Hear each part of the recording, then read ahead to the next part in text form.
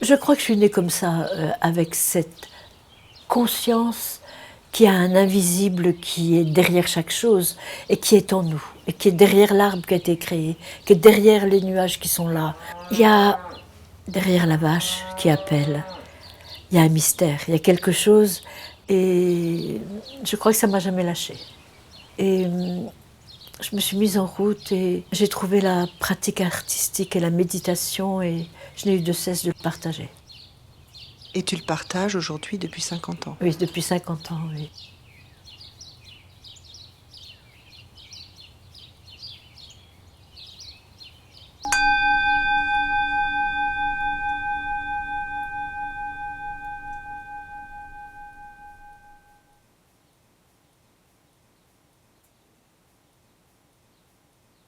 Qu'est-ce qui t'a poussé et te pousse encore à agir, Brigitte?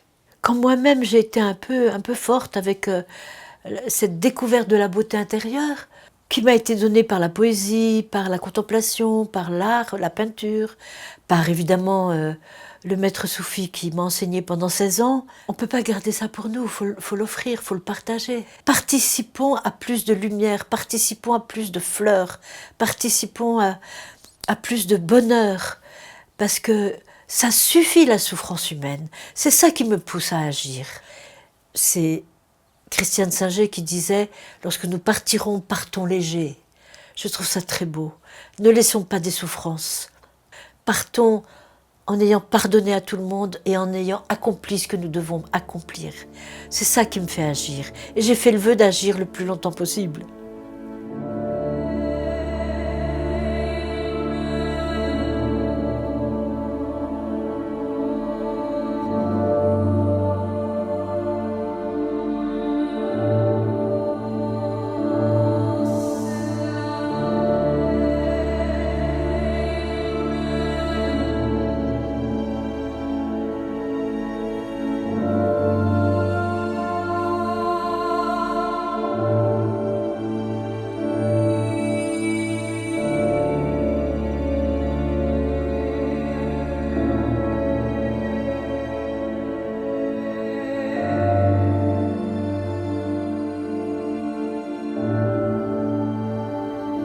Tu me fais penser un petit peu à une moniale retirée ici en plein Charolais.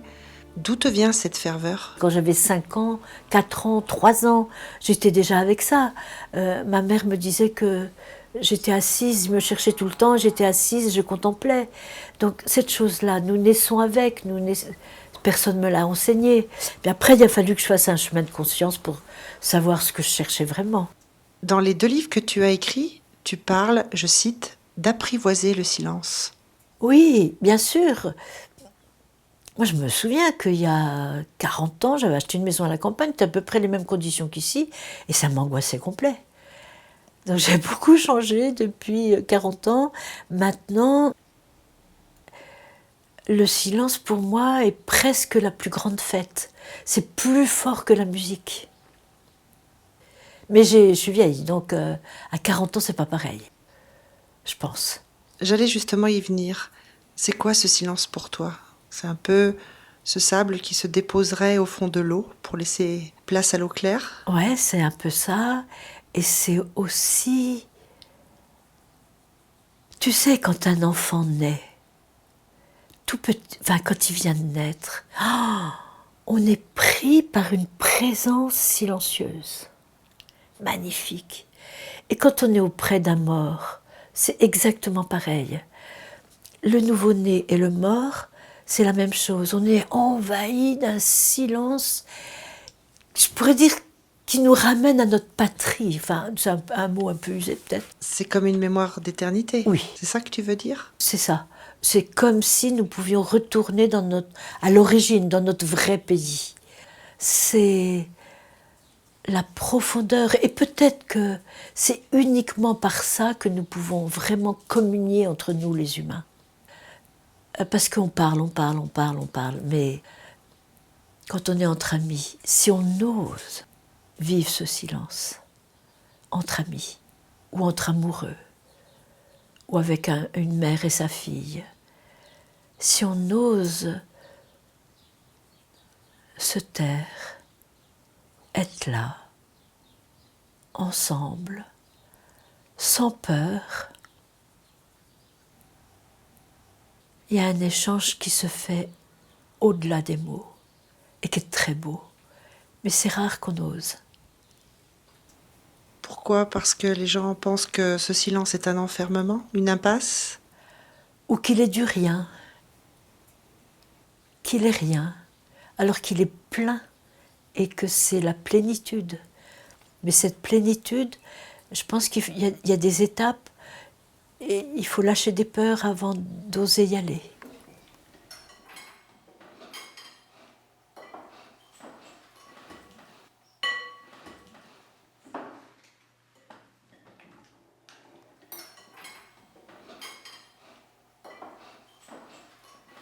Brigitte, quelle place tient le silence dans ta transmission? Moi, je vis dans un lieu, enfin là, vous entendez peut-être les vaches qui meuglent, mais à part les oiseaux, les vaches, le bruit du vent, enfin le chant du vent,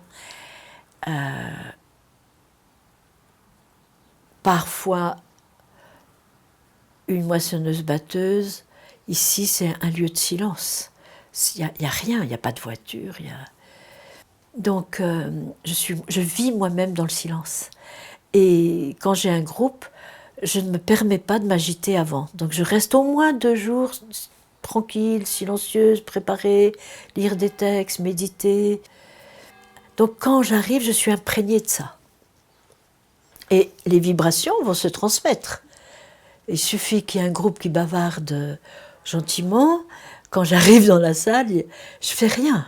Je n'ai pas l'intention d'imposer quoi que ce soit, le silence s'installe.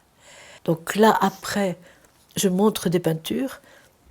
Et si tu veux, en montrant des peintures, il y a aussi un silence qui s'installe d'un autre ordre, le silence du mental. Le mental va commencer à se calmer, les préoccupations journalières vont se calmer, les radotages vont s'arrêter, et il va se passer un silence intérieur qui va être remplacé par le chant de l'âme. Pourquoi? Parce que les personnes vont être prises par la beauté. Et la beauté, ça fait chanter l'âme. Et l'âme, enfin, on s'occupe d'elle et elle va commencer à être heureuse. Et dans le travail, ça se fait tout seul. Parce que c'est, pour moi, hors de question qu'on parle pendant qu'on peint. Et le silence, dans les ateliers, c'est très beau, il s'entend.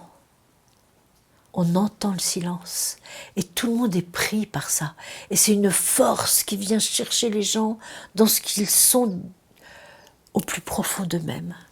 C'est magnifique, c'est magnifique.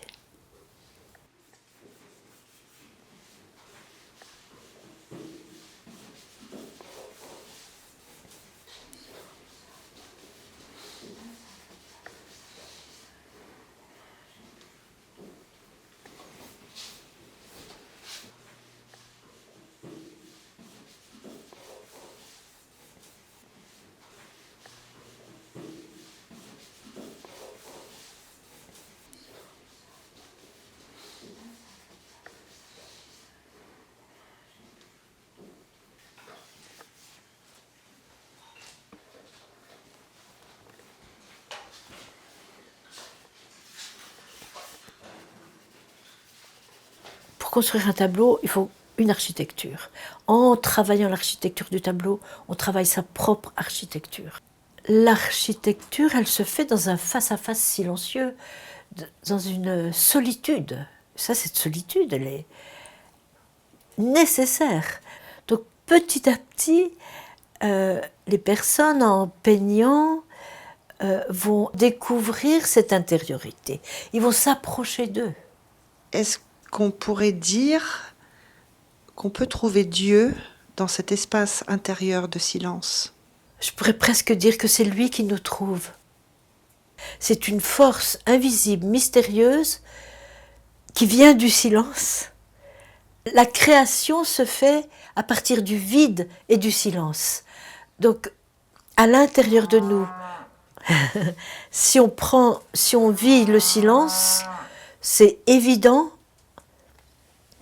que ça va agir sur nous et que ça va nous renouveler et que ça va nous donner une énergie colossale.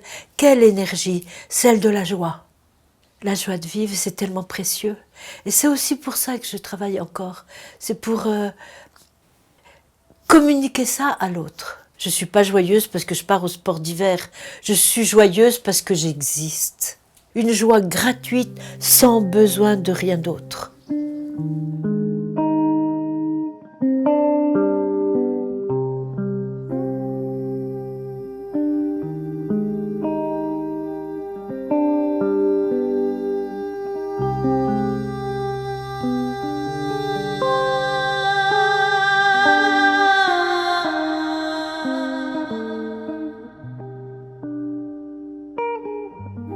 On dirait que le silence est comme un fil d'Ariane dans ta vie.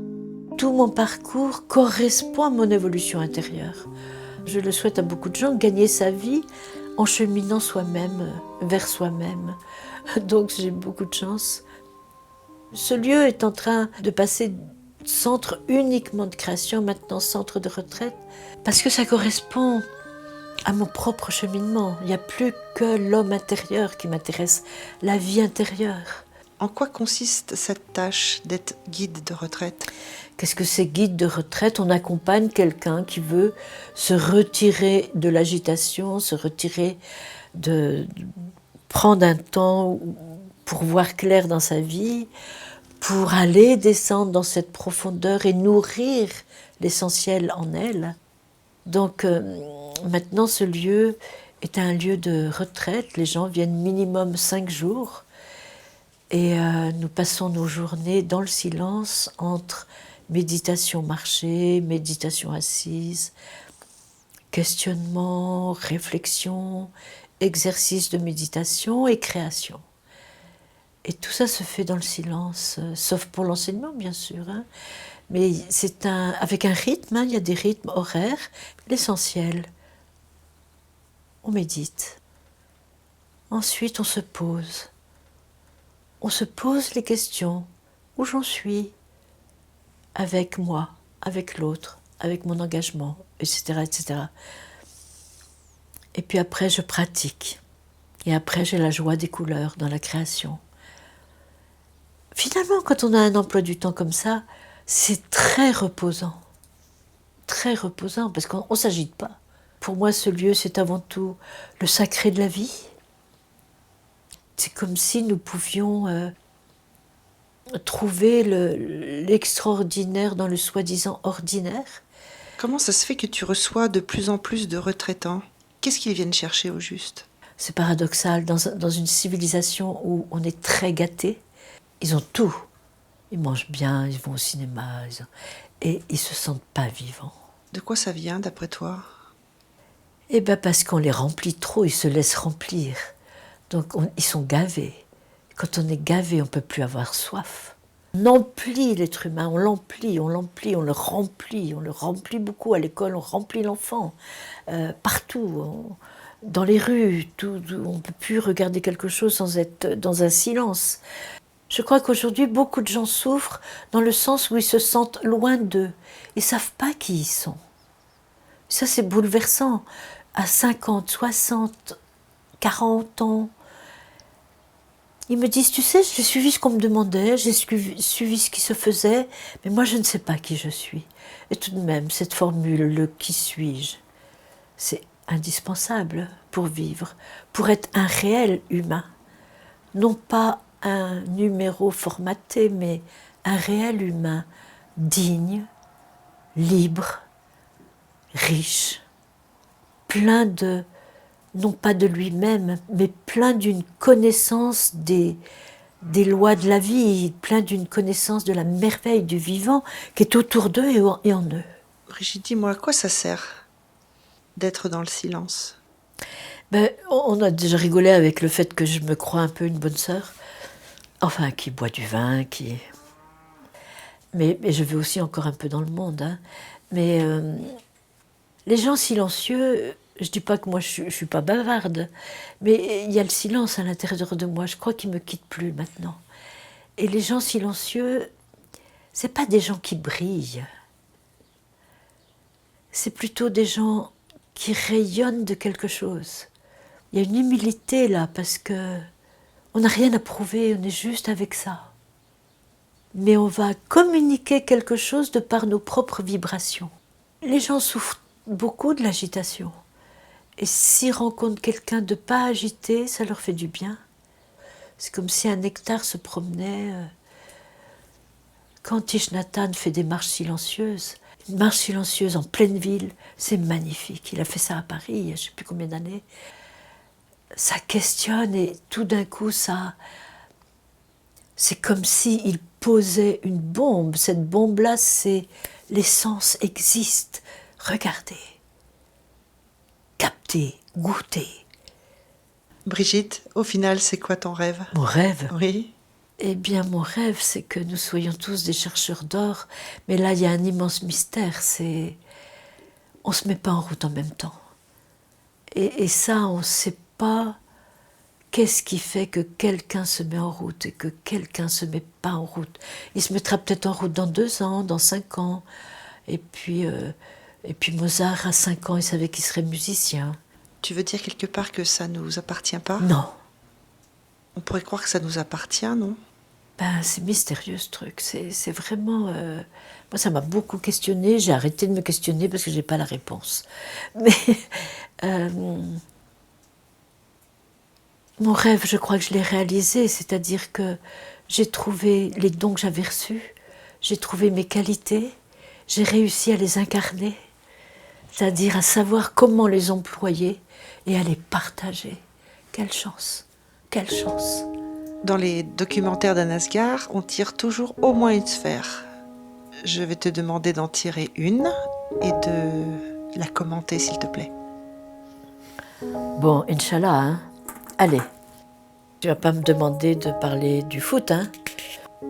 Ou du tennis, ou... Pas du tout sportive, moi. Alors, aïe, aïe, aïe, je crains le pire. Je dois lire? Oui, oui, s'il te plaît. Ah bah écoutez, franchement, c'est ce que je viens de dire. C'est une phrase de Picasso. Le sens de la vie est de trouver son don. Le but de la vie est de le partager. J'ai déjà répondu.